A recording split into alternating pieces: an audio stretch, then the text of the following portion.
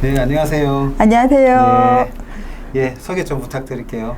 저는 경남은행 문수로 지점 황미성 팀장입니다. 네, 반갑습니다. 반갑습니다. 오늘 뭐 다른 게 아니고요. 뭐 어떻게 하면 돈을 좀 벌 수 있나. 뭐 네. 이런 내용입니다. 뭐 돈이 조금 있는데 이거를 어떻게 안정적으로 투자를 할 수 있을까. 뭐 이런 내용인데요. 제가 오늘 이 은행에 들어오다 보니까 정기예금 1년 금리 물어봤는데요. 1%라고 하던데. 그렇죠. 금리가 1% 같으면 뭐 참 상상하기 힘든 시대인데요. 뭐 저는 뭐 이렇게 집에서 돈 관리를 하지 않는 편입니다. 집사람이 주로 많이 하는 편인데 너무 낮다고 이게 생각이 안 듭니까? 그렇죠. 많이 네, 낮죠. 그렇죠. 네네. 또 뭐 누구는 뭐 이 주식으로 또 돈 벌었다는 사람도 있고 또 요즘은 또 뭐 비트코인도 뭐 지금 뭐 이렇게 뜨고 있는데 야, 뭐 어떻게 해서 돈을 벌 수 있나 뭐 이렇게 한번 저금리 시대에 좀 많은 고민이 되거든요. 그렇죠. 예, 예. 적은 돈으로 돈 불리기. 뭐 네. 돈이 그렇게 많지 않아도 뭐 어떻게 하면 돈을 좀 불릴 수 있을까. 뭐 이런 또 절세도 좀 한번 또 알아보기도 하고요. 한번 네. 좀 알아보겠습니다. 좋은 말씀 좀 부탁드릴게요. 네, 알겠습니다. 예. 그 얼마 전에 뭐 이 텔레비에 런닝맨이라는 이런 그 프로가 있는데요. 이 주식 관련해 가지고 이렇게 뭐 프로그램을 만들더라고요. 이게 네. 뭐 주식 광풍 뭐 이런 분위기에 좀 국민들을 너무 편성시키는 게 아닌가 하는 것도 있는데 이게 주식 같은 거는 우리가 이렇게 좀 망설여지지 않나요? 뭐 그렇죠. 그런데 주식 투자에 꼭 해야 됩니까? 어떻게 생각하세요? 너무 직접적으로 네. 물어보셔서 그러니까 뭐 주식 투자라고 하기보다는 저는 이제 투자는 좀 필수인 것 같아요. 그냥 저 같은 경우도 자산 관리를 하는 PB지만 저희 투자자 성향 분석을 하면 실제 제 마음은 꼭 원금을 지키고 싶은 투자 성향이 있거든요. 근데 하지만 저금리 고물가 시대에는 현금을 그대로 지키는 것은 물가 상승률 대비 손해입니다. 혹시 72의 법칙 한번 들어보신 적 있으세요? 저는 처음 들어봤는데 이게- 7대2 뭐 이런 내용인가요? 아니요. 72의 법칙이 72라는 숫자에 원하는 수익률을 넣었을 때 원금의 2배가 되는 시점을 말합니다. 복리에 투자했을 때 눈덩이처럼 불어나는 내 원금 복리의 장점을 설명하는 법칙인데요. 예전 1980년대는 금리가 20% 정도였거든요. 혹시 금리 기억나세요? 금리가 20% 같으면 지금 1%인데 엄청나네요. 그렇죠. 그럴 때도 있었죠. 네네. 네. 그때는 이제 20%일 때는 이제 제 원금의 2배가 되는 시점이 3년 조금 지나면 원금의 2배가 됐어요. 근데 아까 들어오셨을 때 은행 1년 정기예금 금리가 1%라고 했잖아요. 그럼 지금 1%의 금리로는 72년이 돼야지. 그러니까 제가 죽어도 내 원금의 2배가 되지 못하잖아요. 그래서 이런 이제 저금리 시대에는 투자가 꼭 필수라고 봅니다, 저는. 그렇죠. 뭐 여러 가지 투자에 대한 뭐 종류가 있지만요. 야, 이게 좀 작은 금액으로 이렇게 목돈을 만들어 보겠다는 생각은 다들 하잖아요. 네네. 네, 그런데 뭐 그런 거 좋은 상품이냐고 물어보니까 우리가 뭐 적립식 펀드라고 뭐 이야기하는데 우리가 펀드라고 하면 그 수십 년 전에 굉장히 악몽이 많거든요. 그렇잖아요. 그렇죠. 정말 뭐 폐가 망신한 데도 있고 뭐 굉장히 사회적인 문제가 됐었는데 이름만 들어도 좀 섬찟한 트라우마가 있는 사람들도 있을 거예요 아마. 근데 이 펀드에 대해서 이제 다시 한번 또 설명을 한번 해주신다면 뭐 어떨까요? 적립식 펀드는 이제 그 적립식이라는 뜻이 있어서 일정 기간마다 일정 금액을 나누어서 일정 기간 동안 투자하는 걸 말합니다. 아, 무기한이 아니고요? 네네. 네. 그래서 적금처럼 일정 시간마다 뭐 일정 금액을 계속 지속해서 투자하는데 적금의 경우에는 처음부터 이제 금액하고 금리가 정해져 있어서 만기까지 그냥 기다리는 상품이거든요. 근데 적립식 펀드는 적금처럼 이제 매월 넣지만 이제 정기적으로 그 금액을 가지고 투자하는 것을 이제 적립식 펀드라고 합니다. 아, 그러네. 적립식이라고 하면 어떻게 보면 이게 적금의 의미 같기도 하네요. 네네, 맞습니다. 근데 그거에 대해서 한번 또 다시 한번 상세한 설명을 한번 해주신다면. 그러니까 펀드라는 의미가 그러니까 보통 이제 쉽게 설명하자면 그러니까 대부분의 사람들이 뭐 삼성전자도 사고 싶고 뭐 카카오도 사고 싶은데 제가 가지고 있는 돈이 좀 한정적이잖아요. 근데 저와 같은 생각을 하는 사람들이 굉장히 많을 거예요. 그래서 이제 그런 사람들이 이렇게 모은 돈을 이제 펀드라고 합니다. 근데 이렇게 해서 개개인이 이렇게 모은 돈을 이제 큰 덩어리를 이제 어떤 누군가 개인에게 맡긴다면 솔직히 좀 떼일 수 있잖아요. 그래서 그렇죠. 전문적으로 운영하는 펀드 매니저가 운영을 해서 이제 수익을 이제 개인에게 배분하는 것이 펀드입니다. 그래서 주식에 운영하면 뭐 주식형 펀드, 채권에 운영하면 채권형 펀드, 뭐 국가별, 산업별로 이렇게 투자할 수 있습니다. 근데 이게 뭐 이게 적립식 펀드가 있는데 뭐 장점이 있으면 또 단점도 있을 거 아닙니까, 그죠? 일단은 네네. 이렇게 수익률을 올린다라고 하는 이야기는 리스크가 또 있을 거고요. 네네. 그래서 이 적립식 펀드의 장단점은 뭐 어떤 게 있을까요? 그 적립식 펀드의 장점은 그 은행의 접근과 증권회사의 이제 투자 개념을 결합해서 목돈이 아닌 소액으로 투자할 수 있고, 그리고 주식이나 뭐 채권, 뭐 부동산, 실물 자산, 뭐 국가별 다양한 투자처에 투자할 수 있습니다. 소액을 이제 일정 기간 꾸준히 투자하기 때문에 단기간에 고수익을 올리지는 못하거든요. 하지만 이제 장기적으로 꾸준히 투자하면 일정 기간은 마이너스가 될 수는 있어요. 하지만 매월 이렇게 투자하다 보니까 코스트 에버리징, 혹시 저 전문 용어 같은데요. 이게 평균 매입 단가 인하 효과 이렇게 해서 기대 이상의 수익을 올릴 수 있습니다. 하지만 이제 단점은 원금 보장 상품도 아니고, 그리고 시장 상황에 따라서 손실이 발생할 수도 있습니다. 이거 중요하죠. 네, 그렇죠. 그 보험 설명할 때 보면요. 네. 광고 같은 데 보면 빨리 막 팍 이렇게 이야기하는 게 있어요. 맞아요. 이게 그죠? 잘 들리는지 안 들리는지, 그건 법적으로 해야 되는 이유가 있고요. 그 리스크에 대한 설명을 해줬다라고 하는 건데, 또 마지막에 말씀하신 건 또 상황에 따라 손실이 있을 수도 있다라고 하는 것은 인식시켜줘야 된다, 그죠? 예, 당연하죠. 예. 근데 뭐 이렇게 하는 적립식 투자의 원칙이랄까, 또 아니면 이렇게 뭐 꼭 이거는 이렇게 해야 된다라고 하는 게 그런 게 있나요? 저 같은 경우에는 이렇게 적립식 펀드 투자할 때 한 4가지 정도로 이렇게 투자 원칙을 정하고 하는데요. 그러니까 첫 번째는 이제 정기적으로 이렇게 넣고, 두 번째는 이제 그 매월 정해진 일정 금액을 넣고, 셋째는 시간에 좀 투자해서 길게 투자하고, 넷째는 뭐 시장이 더 떨어졌을 때 넣어야지 이렇게 판단을 하기도 하는데, 적립식 같은 경우에는 시장을 판단하지 않고 꾸준히 투자하는 걸 저는 원칙으로 지키고 있습니다. 적금의 개념이다, 그죠? 네네. 예. 그래서 이렇게 이게 이제 4가지 원칙이 좀 단순하지만 이렇게 지킨다면 이제 적립식 펀드 같은 경우에 보통 시작할 때 자기만의 원칙을 정해서 이제 투자하는 것이 가장 중요하고, 그리고 얼마의 기간 동안 얼마의 수익을 목표로 할 것인지 계획을 세우는 것이 굉장히 중요합니다. 네. 그러면 이 적립식 펀드의 투자 기간이랄까, 네네. 아까 얘기했던 뭐 이렇게 장기적으로 이렇게 뭐 하는 게 아니고 어느 정도의 기간이 있다 그러는데, 투자 기간은 어느 정도로 봐야 될까요? 저희가 보통 너무 단기간은 하지 않고, 그러니까 최소 이제 2년에서 3년 정도. 근데 저희가 목표로 정한 수익률이 빨리 나올 수도 있잖아요. 네. 그럴 때는 이제 그런 목표 수익률이 실현됐을 때는 환매하는 것도 괜찮습니다.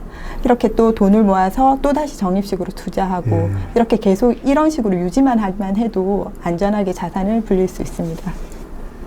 근데 자산을 뭐 엄청나게 불려주는 건 아니지만, 네네. 또 큰 폭으로 뭐 상승 효과가 있는 건 아니지만, 그래도 고객들한테 어느 정도의 그 투자를 해가지고 수익을 좀 올려주면 상당히 좀 보람이 있겠네, 그죠?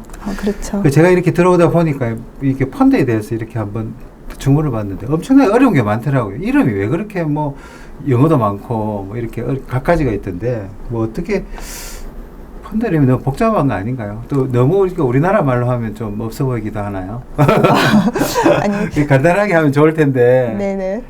왜 그렇게 펀드 이름에 대해서 뭐 좀 한번 또 이야기 좀 해주시오. 왜 그렇게 이름이 붙었고, 또 주력 상품의 펀드 이름은 뭔가, 뭐 이런 거 한번 또 이야기 한번 해주시죠. 이제 펀드 이름에는 좀 많은 의미가 담겨져 있고, 저희 은행 같은 경우에 이제 주력 상품 이름으로 이렇게 설명을 한번 해보면, 저희 이제 이름이 BNK, K200 인덱스, 증권 투자 신탁, 주식 파생형 A, 이렇게 돼 있어요. 너무 길죠. 근데 이제 보통 제일 앞에 나오는 게 이제 자산 운용사를 네. 뜻하거든요. 그래서 BNK는 보통 자산 운용사를 뜻하고 네. 뭐 K200 인덱스 네. 이렇게 하면 이건 운용 전략. 그러니까 코스피 200 인덱스에 운용한다. 아, 이런 코스피. 아, 예. 주식이다 그죠? 네, 코스피 네. 200 인덱스, 인덱스. 뭐 200에 운용한다 이런 뜻이고, 증권 투자 신탁은 뭐 분류 특징, 뭐 주식형 펀드라는 의미고, 주식 파생형 이건 투자 자산, 마지막에 A 이거는 이제 뭐 보수나 뭐 투수료 방식. 그래서 처음에는 이름이 굉장히 복잡한 것 같은데, 뭐 이스트 스프링, 뭐 차이나 이렇게 하면은 이스트 스프링 자산 운용에 중국에 투자한다. 아. 뭐 펀드를 많이 접해 보면 이제 이름만으로도 어디에 투자하는지, 수수료는 어떻게 되는지 알 수가 있습니다. 네. 예를 들어서 펀드를 이제 처음 한번 해보겠다. 네네. 이 투자로 치면은 펀드가 상당히 착한 편이다, 그죠? 어떻게 보면 뭐 고수익을 노리는 뭐 부동산이나 또 고수익을 노리는 뭐 이런 파생 상품 이런 게 아니고 네네. 펀드는 상당히 착한 상품인데, 그죠? 근데 이 펀드를 처음 하는 사람한테는 뭐 예를 들어서 뭐 어떤 펀드를 이렇게 좀 추천해 주면 좀 안정적으로. 그러니까 아까 원금의 손해를 안 봐야 되니까. 그죠? 안정적으로 뭐 이렇게 추천해 줄 게 있나요? 솔직히 펀드는 투자 상품이기 때문에 원금 보장형 상품은 그렇죠. 아니에요. 물론 그렇죠. 네.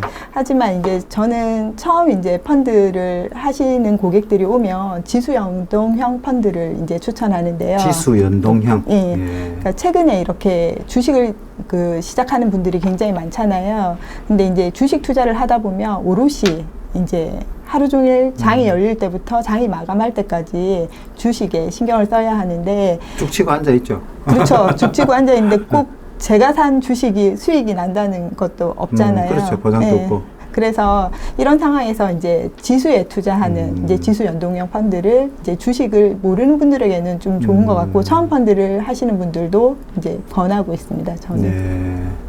그러네요. 네.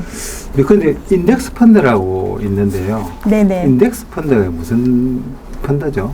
인덱스가 이제 지수 연동형 아. 펀드하고 비슷한데 시장 자체에 이제 투자하는 펀드입니다. 네. 이제 우리나라 시장으로는 뭐 코스피, 코스닥, 이제 미국의 경우에는 뭐 나스닥, 그러니까 나스닥. 예. 네. 쉽게 설명하면 코스피를 추종하는 펀드가 코스피가 10%가 오르면 이제 인덱스 펀드 수익률이 10% 정도. 예. 예. 그래서 시장과 같이 움직이는 펀드를 인덱스 펀드라고 네. 합니다.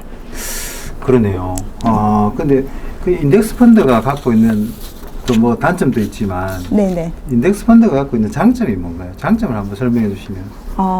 그러니까 그 투자의 기재 워렌 버핏이 이제 네. 자기 부인에게 주식 투자를 할 거면 개별 종목 사지 말고 인덱스 펀드를 사라고 했다고 합니다. 자기 와이프한테? 네네. 저 본인 주식 투자하면서 개별 종목 추천해 달라고 했더니 이제 시장에 투자하는 인덱스 펀드를 이제 투자하라고 했는데, 실제 개인 투자자 대부분이 시장 평균 수익률을 이기지 못하는 게 현실입니다. 우리나라 경제 생존율을 보면 과거보다 많이 주춤하긴 하지만 그래도 계속 우상향합니다. 그러니까 코스피 지수도 한때 1800에서 뭐 2200 구간을 뚫지 못하다가 최근에 벌써 3000 구간까지 뚫었고, 이제 코스닥 같은 경우에도 최근에 20년 만에 이제 천스닥이 되었거든요. 그래서 펀드를 처음 시작하는 분들은 개별 종목보다는 전체 시장, 산업에 투자하는 인덱스, 그렇게 하면은 수익률을 좀 볼 수 있을 것 같습니다. 그러네요. 네네. 얼마 전에 좀 난리가 났었는데요. 네네. 공모주 삼성 바이오로직스. 네. 뭐 그거 산 사람이 가까이 지인 중에도 한 명 있는데, 하루 만에 오른 걸 가지고요. 네. 소고기 사 먹었다는 이야기. 돈 벌어서 뭐 하냐면 소고기 사 먹지 않은 것처럼. 네네.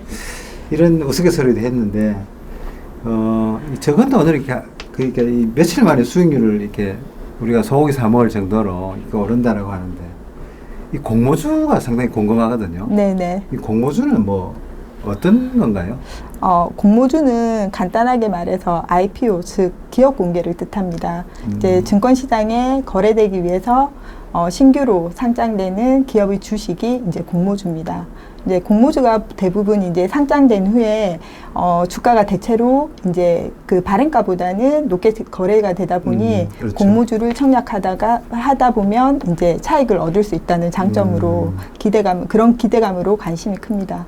그러니까 공모주 청약은 청약 기간이 종료된 후 최종 경쟁률에 따라 주식 배정을 받는 형태인데 경쟁률에 따라서 요즘엔 경쟁률이 이제 경쟁률이 뭐라고 하죠? 경쟁률이 세다 보니 한 주에서 2주 정도 배정을 받게 됩니다. 그렇죠. 그냥 뭐 많이 살려 해도 살 수가 없죠. 네네. 그러니까 경쟁주다 보니까 그죠.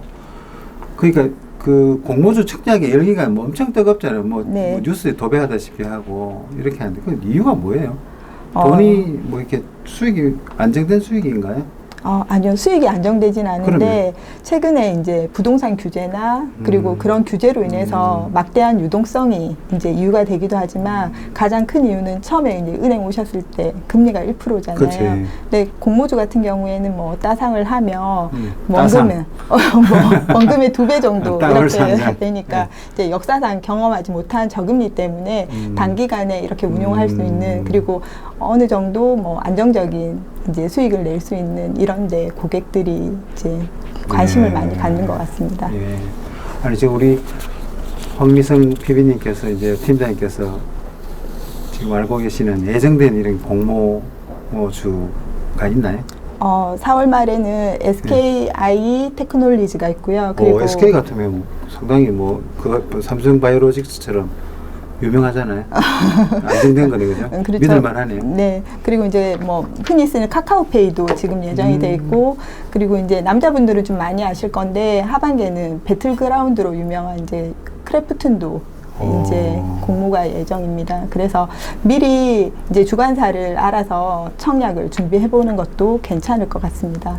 근데 이런 공모주 역시 아무리 이제 뭐 수익률이 높다 하더라도 항상 여유자금으로 하시는 게 가장 좋을 것 같습니다.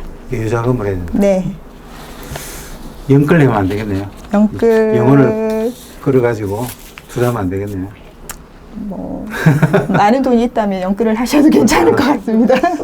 많은 돈이 있다면. 네. 예, 영혼을 끌 정도 같으면 뭐 그렇게 많은 돈은 아니겠죠. 우리 청년 세대들이 자꾸 이런 부분들에 뭐 부동산이랄까 뭐 이런 부분들이 너무 수익률이 뭐 엄청나다 보니까 뭐 아파트를 영혼을 끌어서 사는 아파트가 뭐 3억 5억 뭐 이렇게 오르다 보니까 상당히 또 사회적인 문제가 되고 있는데 그죠? 뭐 이렇게 공모주는 뭐 그런 부분들은까지는 아니겠다 그죠? 그렇게 따상 아까 말씀하셨는데 네. 뭐 그만큼 돈을 뭐 더블로 벌고 이렇게 하지는 않을 것 같은데 맞습니까? 근데 뭐 개인에게 배정된 물량이 얼마 안 되니까, 경쟁률이 그죠? 치열하다 보니까 그러니까 한 번씩 재미 삼아 이렇게 해보는 건 괜찮을 것 같아요. 왜냐하면 좀 그 서로 관심이 많다 보니까 안 하면 또 소외가 되니까 그런 식으로 해도 정기예금 수익률이 더 나올 것 같습니다. 그냥 은행 이자가 뭐 1%라고 하니까 그죠? 네네. 물론 뭐 그렇게 공모주 해가지고 돈을 벌지만 우리가 기대 이상 너무 막 사회적으로 막 이런 그 수익률이 높은 것들이 막 그냥 나오니까 그런 부분들까지는 않지만 오르지는 않지만 나름 수익률이 보장이 된다는 이런 이야기는 믿어도 된다 그죠? 수익률이 보장이 된다. 그러니까 너무 욕심을 내지 않고. 그래서 안 되지만. 네. 네. 저 얼마 전에 저 거래하는 은행에 이렇게 만기 전화가 왔어요. 네. 예, 만기. 예전에 만들었던 이런 통장이 또 있었는데 월급 통장도 물론 있지만. 네네. 그 부탁을 뭐 이렇게 좀 많이 받아요. 우리가 이렇게 뭐 사회생활 하다 보면 네네. 통장을 만들어 달라 이런 부탁도 많이 하고 이렇게 잘 기억을 못 했는데 거기 뭐 ISA라고 네. 해놨는데요. 깜짝 놀랐어요. 저는 뭐 ISA가 며칠 뒤에 뭐 자동으로 이렇게 뭐 입금이 됐는데 이 CIA도 아니고 네. ISA라고 해서 깜짝 놀랐는데 이게 무슨 상품이에요? ISA로 해가지고 뭐 이렇게 자동으로 입금된 게 있는데. 그러면 그때 2016년도에 이제 부탁을 받아서. 예, 그 당시 부탁 엄청 많이 했죠. 뭐 네. 성과, 뭐 인사고과에 또 뭐 반영이 되고 했나 봐요. 그러니까 2016년도에 네. 이제 개인 종합 자산 관리 계좌 이렇게 해서 재산 형성을 목적으로 만든 통장인데 이제 예금이나 펀드 운용했을 때 이자 배당 소득이 발생하면 그 계좌에 담아서 운용을 하며 비과세 혜택을 제공하는 이제 절세형 상품이었어요. 그래서 그게 그러네. 5년이 지나서 지금 만기가 돌아오고 있습니다. 그러네요. 네네. 그 절세라고 하니까 뭐 활용하지 못한 것 같은데 네. 아쉽네요. 그렇죠. 네. 다시 그 상품 가입이 가능한가요? 네. 이미 가지고 계신 분들은 연장도 가능하고, 네. 그리고 이제 그 부장님처럼 해지하신 분들은 새로 신규 가입하시면 됩니다. 신규로? 네네. 그 가입에 따른 뭐 혜택 같은 경우 좋은 게 있나요? 예전 처음 만들어졌을 때와 비슷한데, 이제 만 19세 이상 누구나 가입할 수 있는 상품이고, 이제 그 대신 이제 가입일 직전 상계년도 중에 이제 이자 소득이 2천만 원 초과됐을 때는 그런 분들은 가입을 하지 못하고요. 만 19세 이상 누구나 가입할 수 있는 상품입니다. 그리고 15세에서 19세 거주자 중에서 이제 근로소득이 있는 분들도 이제 가입이 가능합니다. 바뀌었네요, 그게. 네네. 만기는 3년이고 납부 한도가 연간 2천만 원인데, 납부 한도는 2월이 가능하고 최대 5년까지 1억 원까지 납부가 가능합니다. 그래서 네. ISA 최대 혜택은 이제 절세에 있습니다. 그러네요. 네네. 그렇네요. 투자도 물론 중요하지만 우리가 세금을 또 이렇게 전략한다든지, 탈세가 아니고 절세. 네네. 이 절세를 하는 것도 어떻게 보면 돈을 벌 수 있는 상황인데요. 네네. 그 ISA 통장 말고 네. 이게 절세가 가능한 그런 상품이 있나요? 직장 근로자시니까 혹시 네네. 매년 연말정산 하시죠? 그렇죠. 예, 예. 그러면 이제 필수 은퇴금융 3종 세트 혹시 들어보셨나요? 처음 들어봤네요. 3종 세트라니까 좀 관심이 드는데. 그래서 이건 네. 이제 연말정산도 가능하고 이제 노후 준비도 가능한 이런 상품이 있어요. 그래서 이제 개인 IRP, 그러니까 연금저축펀드, 뭐 노란우산공제 이렇게 상품이 있습니다. 그럼 저 같은 직장인도 이렇게 활용할 수 있는, 세금을 절약할 수 있는 이 절세 상품이 있나요? 그러면 부장님 혹시 뭐 필수 은퇴금융 3종 세트 이런 상품 들어보셨나요? 저는 뭐 그런 거 금융에 대해 잘 모르니까 3종 세트라니까 좀 관심 가네요. 네, 그러니까 연말정산도 가능하고 네. 노후 준비도 가능한 이렇게 네. 3종 세트가 있는데, 그러니까 이 상품 역시 적은 돈으로 뭐 절세와 노후 준비를 함께 할 수 있습니다. 뭐 개인 IRP, 연금저축보험, 노란우산공제가 이 3종 세트인데요. 이제 소기업이나 소상공인의 경우 노란우산공제를 필수로 이제 가입을 하고, 이제 소득세 과세 표준에 의해서 최대 115만 원까지 이제 절세 가능합니다.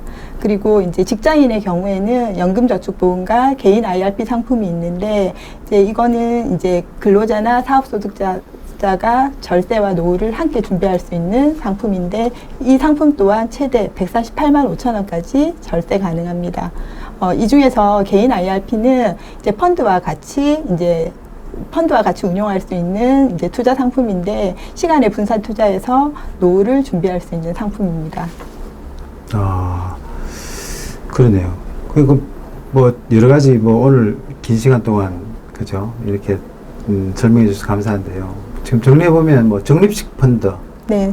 예, 적립식 펀드가 어떻게 보면 돈을 벌는데 안정적이기도 하고, 네. 물론 수익에 이제 원금을 보장할 수는 없지만 네. 그래도 안정적이다라고 할 수 있는 거고, 또 이제 절세에 관련해서 또 설명해 주셨고요. 혹시 이거 투자할 때 요건 좀 조심해라, 이런 부분들은 좀 뭐 요렇게 해라, 꼭 지켜야 된다든지 할 수 있는 염두에 둬야 되는 그런 게 있나요? 그러니까 저 같은 경우에 최근에 이제 좀 특별한 말은 아닌데, 그러니까 아까 영끌이라는 말씀하셨는데 좀 벼락거지가 된 것 벼락거지. 같다는 느낌을 좀 받은 적이 네네. 있었어요. 그러니까 저도 수익은 났지만 이제 상대적으로 다른 사람이 더 많이 났다는 이야기를 들으면 이제 박탈감을 느낄 때도 있었고요. 그래서 제가 이제 항상 투자할 때 좀 생각하는 말 중에서 가장 슬픈 말과 어리석은 말, 이런 말 좀 생각하는데, 이제 가장 슬픈 말은 그때 내가 그거 팔았어야 했는데, 그거 판매했어야 하는데, 그리고 가장 어리석은 말은 나 그때 그거 살려고 했었는데 왜 못 샀지? 못 샀어. 그래서 나 그거 샀으면 부자 됐을 텐데, 이런 말들 이제 투자할 때 저는 하지 않으려고 그래서 이제 그런 거 좀 염두에 많이 두고요. 그래서 지금은 이제 저금리 고물가 시대여서 아무것도 하지 않은 것이 오히려 이제 박탈감으로 느낄 때가 많더라고요. 그래서 정인시펀드처럼 소액이지만 꾸준히 시간을 갖고 지속적으로 투자를 하면 좋은 성과가 있을 거라고 생각합니다. 그러니까 뭐 상대적인 박탈감을 안 가지려면 네. 뭐 큰 투자 수익을 또 부동산이나 아니면 뭐 이런 상품에 투자를 해서 이제 크게 이제 수익을 보는 것이 아니지만 어느 정도의 또 수익을 좀 낼 수 있는 이런 것들을 해서 상대적인 박탈감을 좀 줄여주는 거, 정신 건강에도 좋겠죠. 네. 지금 뭐 여러 가지 이런 그 사회적인 이런 현상 때문에 정신과 병원 쪽에도 환자들이 많이 지금 있다는 이야기도 많이 하거든요. 그런데 정말 우리 2020년하고 2020년은 코로나 때문에 너무 힘드는 네. 지금 시대가 우리나라뿐만 아니라 뭐 전 세계적으로 큰 상처죠.